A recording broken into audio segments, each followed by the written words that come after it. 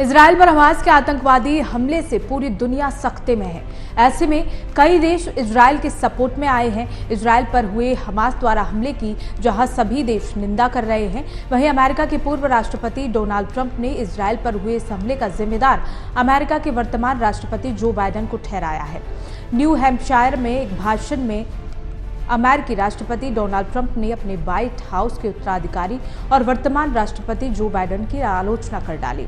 Donald Trump ने कहा कि लोग हमारे देश में आ रहे हैं और हमें नहीं पता कि वो कहां से आ रहे हैं। वही लोग जिन्होंने अभी अभी इजराइल पर हमला किया था, आप जानते हैं। उन्होंने जो बाइडेन के बारे में बोलते हुए कहा कि क्या आप कल्पना कर सकते हैं कि इस आदमी ने हमारे साथ क्या किया है। उन्होंने कहा ऐसा कभी नहीं हुआ होगा, इजराइल पर हमला कभी नहीं हुआ होगा। कल जो हुआ वो अविश्वसनीय था, भीभत्स था, छोटे बच्चों को मार डाला गया।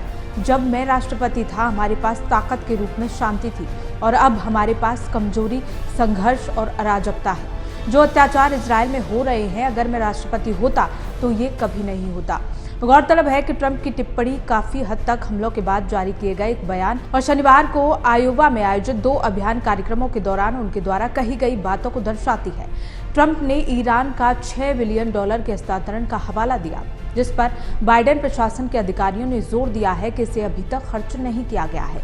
पूर्व अमेरिकी राष्ट्रपति डोनाल्ड ट्रंप ने अपने बयान में कहा कि हमास के ये हमले अपमानजनक हैं और इजराइल को भारी ताकत से अपनी रक्षा करने का पूरा अधिकार है। दुख की बात है कि अमेरिकी करदाताओं के डॉलर ने इन हमलों को फंडिंग करने में मदद की, जो कई रिपोर्टों में कहा गया है कि बाइडेन प्रशासन से आया है।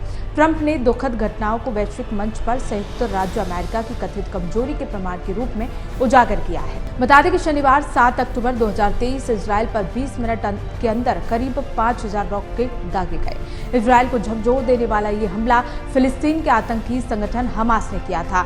ठीक योम किपुर युद्ध के 50 साल एक दिन बाद ये हमला उसी तर्ज पर किया गया है। 1973 में भी इजराइल को अरब अटैक ने सरप्राइज किया था। गाजा स्ट्रिप से 5000 से 7000 रॉकेट दागे गए थे।